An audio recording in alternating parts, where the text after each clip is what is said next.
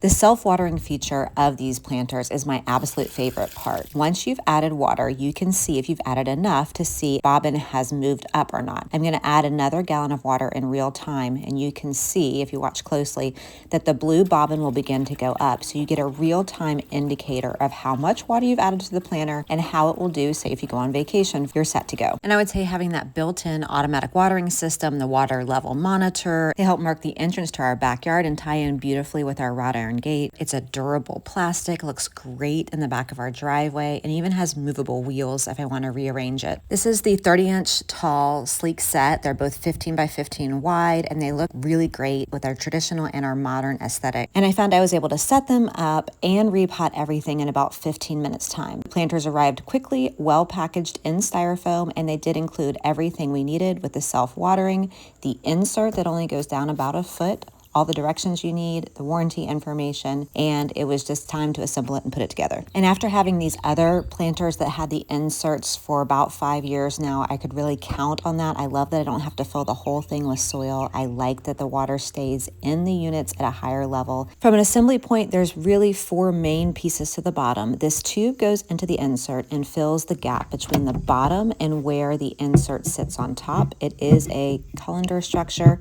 I did put some big rocks and bricks in the bottom just because I didn't want it to be top heavy.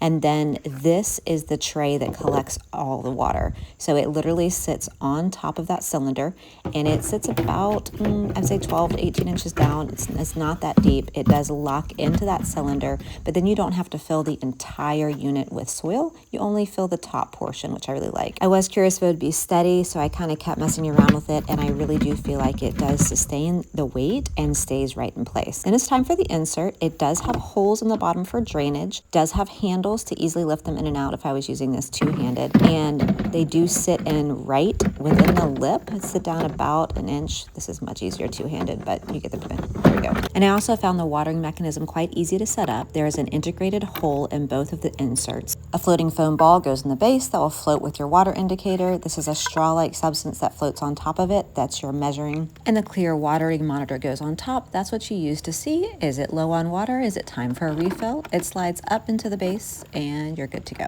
And basically how this works is as water collects in that bottom insert, it begins to float up the tube, indicating the water level within the entire pot. You can see that from the outside. It's super easy to use. And there you have it, a built-in automatic watering system for low maintenance plant care, a water level monitor to track refills. It is movable and repositional. This is 12 inches wide at the base, 30 inches tall, 15 wide at the bottom, but the company does have 16 and 22 inches if you like.